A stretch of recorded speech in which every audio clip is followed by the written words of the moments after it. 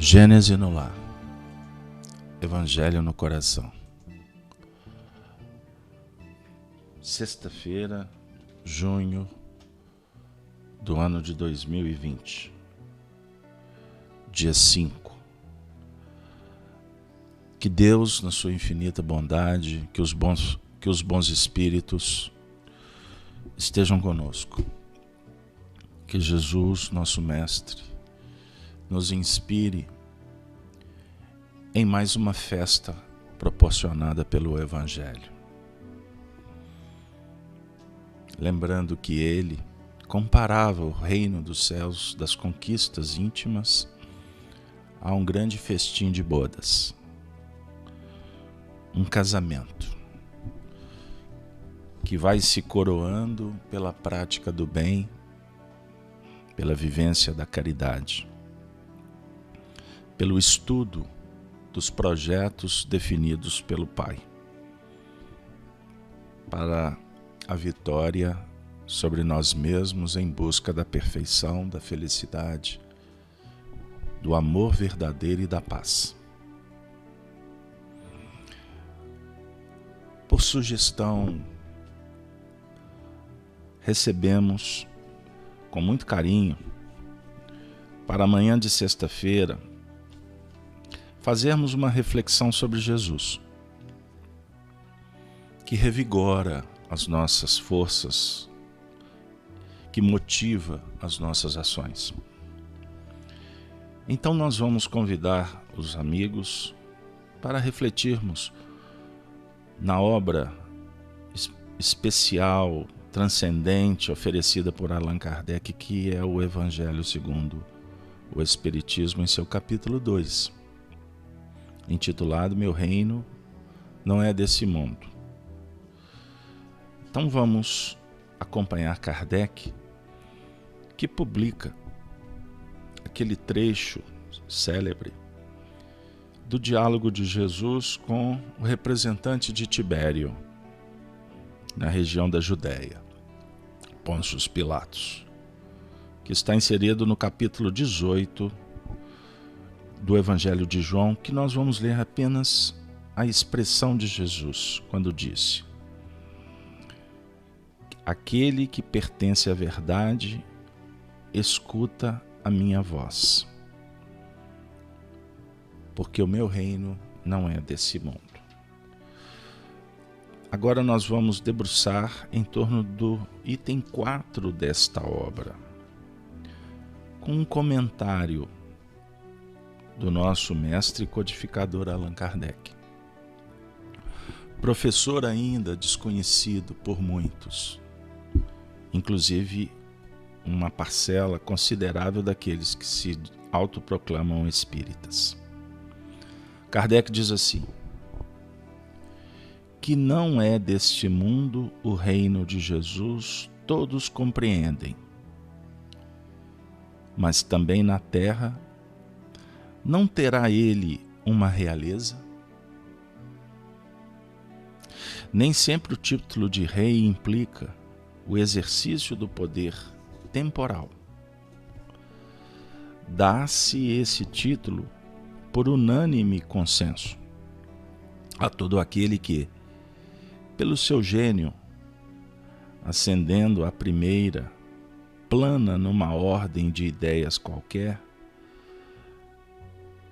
a todo aquele que domina o seu século e influi sobre o progresso da humanidade.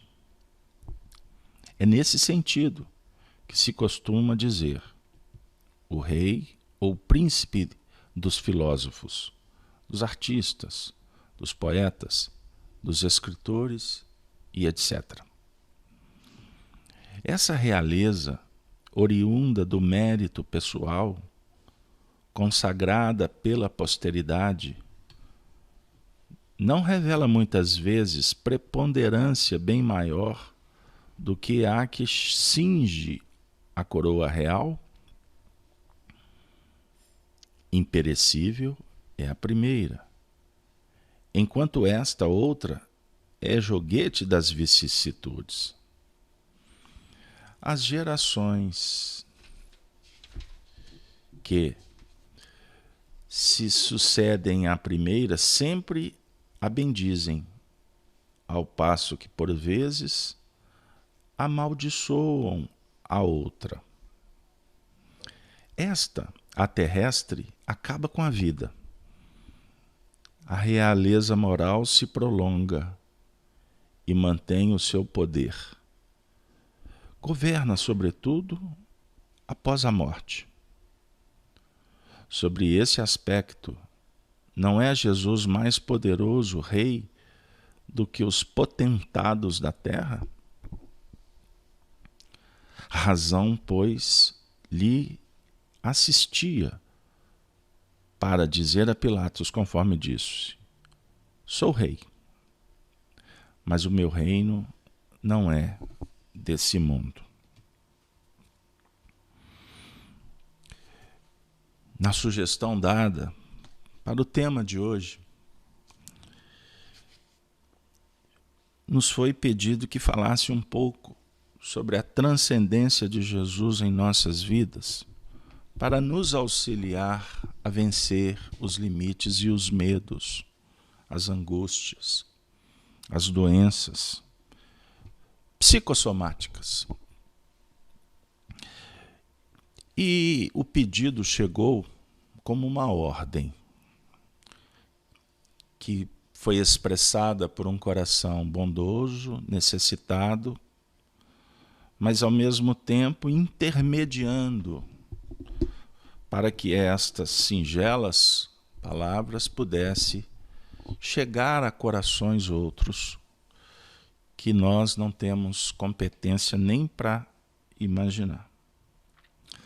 Pois bem, então, sem delongas, Allan Kardec apresenta uma reflexão objetiva e de muita importância, porque o Espiritismo ele tem na sua culminância a moral da liberdade responsável,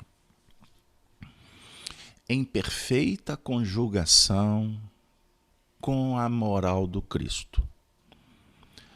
Eis o motivo que nós vamos observar Emmanuel, um dos estudiosos da mensagem que Allan Kardec ofereceu, do mundo espiritual com muita autoridade, nós vamos nos deparar quase em todos os seus textos, terminando trazendo Jesus como exemplo. E quando se refere ao Espiritismo, ele sempre teve o cuidado. Observemos isso, é uma dica. O Espiritismo cristão, o Espiritismo evangélico, sempre dando essa nota diferencial. Porque, na verdade, o Espiritismo é o pensamento do Cristo nos tempos modernos, dinamizado pelas condições favoráveis que a humanidade apresenta para uma nova compreensão. Lembrando ainda que o próprio Cristo disse, conforme a descrição do capítulo 14 de João em diante, que naqueles tempos, o que ele estava trazendo, os discípulos, os homens, ainda não tinham suporte, maturação para compreender. E por isso, eis uma explicação dada por Kardec no primeiro capítulo do Evangelho segundo o Espiritismo, intitulado Não Vim Destruir a Lei, quando há um comentário singelo, mas além de oportuno, nos projeta para o futuro, dizendo que os homens não compreenderam a mensagem, por isso se fizeram indiferentes ou adulteraram. Nós materializamos o pensamento do Cristo. Nós trouxemos o mundo espiritual para os projetos da terra, fomentados pela cobiça, pela ganância. E, inclusive, utilizamos essa mensagem que é para o coração para exercer poder na terra. E aí a gente sabe o que aconteceu nesse período histórico de 2000 anos. Reflitamos que o Espiritismo, como uma proposta filosófica, com uma fundamentação moral que resume as escolas tradicionais da filosofia, que é a essência das tradições religiosas da Índia, do Egito, da Grécia, de todos os lugares, é uma mensagem tão viva, tão rica, e numa abordagem tão simples, que ela vem para dialogar com o coração. Embora ela ganhe muito espaço no meio dos intelectuais, daqueles que têm mais condições de elaborar o pensamento. Mas o foco principal, quando Jesus, por exemplo, afirma que a mensagem é para os puros de coração, o reino do céu é das crianças, no seu sentido de abrir o coração para receber a mensagem. Ele não está falando da criança inexperiente, ele está falando do estado de alma necessário. Isso é muito valioso para a gente pensar. Ele foi arguído por intelectuais. Quem é o maior no reino? Ele chama a criança e diz: enquanto vocês não se fizerem numa linguagem adequada para esta manhã, enquanto vocês não se fizerem e tornarem e se transformarem nesse movimento de pureza da alma da criança, não podereis nem entrar, quanto mais querer saber quem é o maior. E a nossa preocupação muitas vezes é essa: ser o maior, para dominar. E, na verdade, o domínio, a responsabilidade, a gerência tem que ser ao nível íntimo e não externo. Aqueles que estiverem preocupados em chegar no mundo espiritual com vantagens, com privilégios, com mordomias, não estão compreendendo a mensagem. Porque o grande lance é a gente abrir mão de tudo aquilo que nos engana. Então nós estamos aqui para vencer os limites, e o próprio Evangelho segundo o Espiritismo eu indico, eu dou essa sugestão: quando encerrarmos o nosso encontro, abram o Evangelho no primeiro capítulo, aonde nos deparamos com um texto intitulado A Aliança entre a Ciência e a Religião. Esse é o papel do Espiritismo. Então, se estamos em busca de uma religião, como nos moldes anteriores, através do Espiritismo, nós vamos nos decepcionar, porque não é isso que o Espiritismo propõe. O Espiritismo propõe que você se liberte, não que você se aprisione. Nós não viemos aqui para que Jesus resolva o que nós temos que resolver. Nós estamos aqui porque confiamos na mensagem viva, na esperança que ele propõe, no carinho que ele tem com cada um de nós. Por isso ele nos dá a vida. Você reencarnou com a autorização dele. Você vai desencarnar com a autorização dele. Parece paradoxal quando a gente fala de responsabilidade, de autonomia. Mas então eu estou sob o domínio? Não.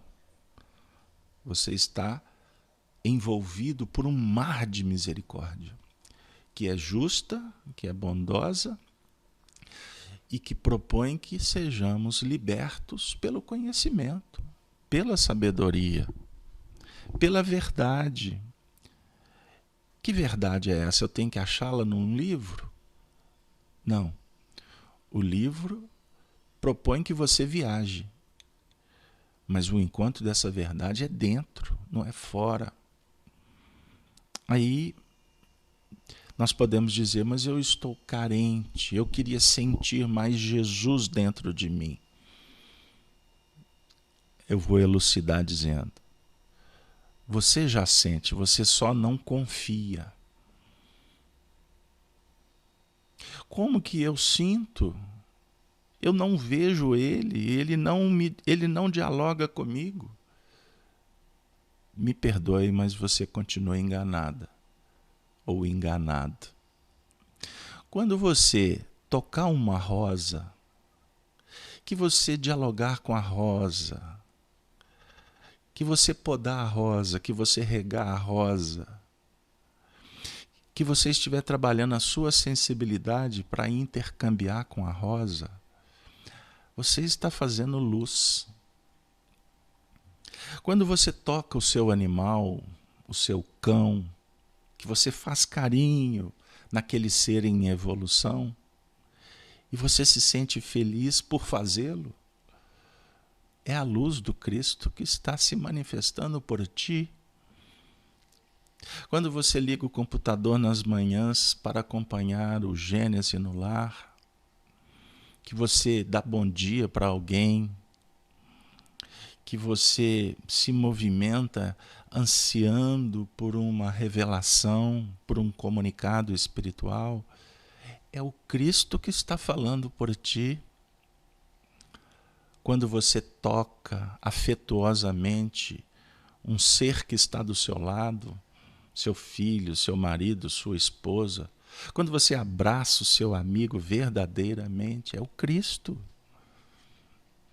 Quando você chora, quando se entristece, e nesse momento uma voz, uma música, uma mão afaga, é o Cristo que está se fazendo ao teu lado. Quando você arregimenta recursos para vencer um obstáculo, para você conquistar um valor, para você sobrepor um impedimento que te afasta de um ser, é o Cristo que está se movimentando em você. Então o Cristo não está fora, o Cristo está dentro. Eis o diferencial do Espiritismo. Mas alguém pode dizer, mas na Índia as tradições projetavam a busca de Deus no interior. No Egito, Hermes falava do todo mental, dos princípios. Na Grécia, Platão falava do mundo das ideias. Todos falavam a mesma coisa. Porém, com uma linguagem adequada ao seu tempo, ao seu público. A psicologia propõe que a gente faça um mapeamento do cérebro para que a gente possa remeter à mente, que é quem supervisiona, direciona as faculdades cerebrais. Por quê? Para contribuir num mecanismo que favoreça o autoconhecimento. Qual é o papel do Espiritismo que nenhuma proposta oferece?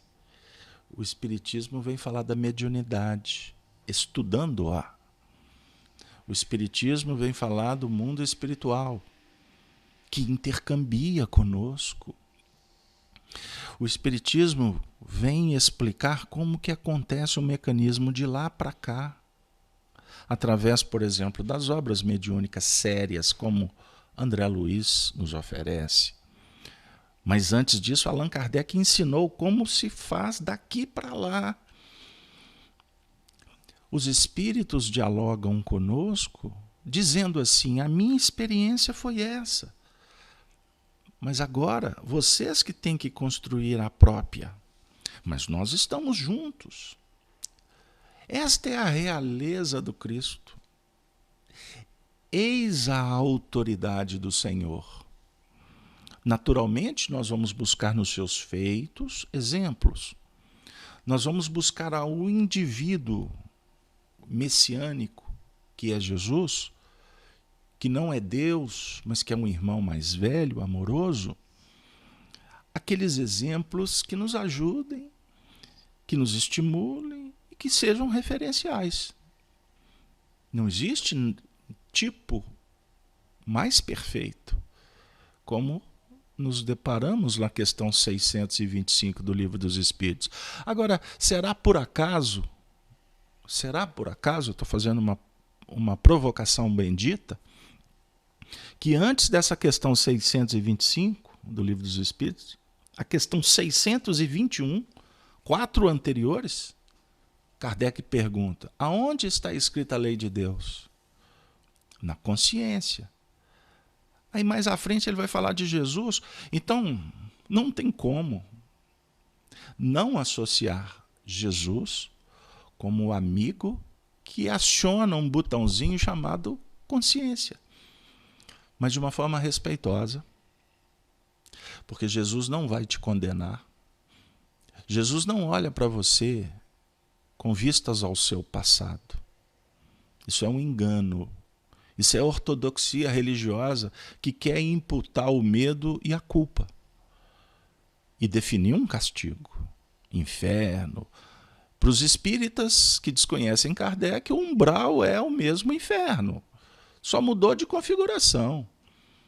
Só tem mais detalhes aprimorados no tempo, porque lá tem até nave. A história é mais profunda. Jesus vem libertar. Por isso é que ele diz: o Deus é Deus dos vivos, não é dos mortos. Agora, sob o ponto de vista da misericórdia, da caridade, da solidariedade, não procure Jesus indivíduo, espírito, magnânimo, aonde tem festa do mundo. Não vai encontrá-lo, embora ele tenha os seus representantes nas festas do mundo. Mas nós vamos encontrá-lo no hospital, nos guetos, no Vale das Sombras. Por quê? Porque no sentido operacional do educador, o processo se faz para aqueles que estão chamando, que estão pedindo, que estão clamando. E aí ele se apresenta dizendo: bem-aventurados os sequiosos, sedentos de justiça, os aflitos, porque eu vim para que tenham vida. Eu sou a ressurreição e a vida. Isso é espetacular. Nada no mundo fala com tanto encanto, com tanta poesia, com arte, sobre a imortalidade, a vitória, a superação. Então, meus amigos, quando Jesus se apresenta, ele nos dá força. Ele nos dá o livro. Ele nos dá amigos como vocês, que nos estimulam a fazer um pouco mais. E quando nós juntos nos encontrarmos, eu vou apenas a título de citação para atender o pedido, trarei aqui um convite para que vocês estudem depois que terminar o nosso encontro, o capítulo 14 de Mateus, a partir do versículo 22 a 36, na famosa, na espetacular passagem de Jesus andando por cima do mar ou das águas. Porque muitos ainda precisam do fenômeno, como os discípulos que estavam pescando, o clima, o tempo mudou, uma tempestade veio, e no meio da tempestade eles veem um vulto, conforme a narrativa, um fantasma. Ou seja, a ignorância, o desequilíbrio psíquico, emocional, não obliterou, obscureceu. Eles não conseguiram ver que era Jesus que se aproximava. Até que ele se faz visível, ele ajuda por misericórdia. Como se ele falasse assim: galera, vamos pingar um colírio? Eis-me aqui. Aí ele pinga um colírio.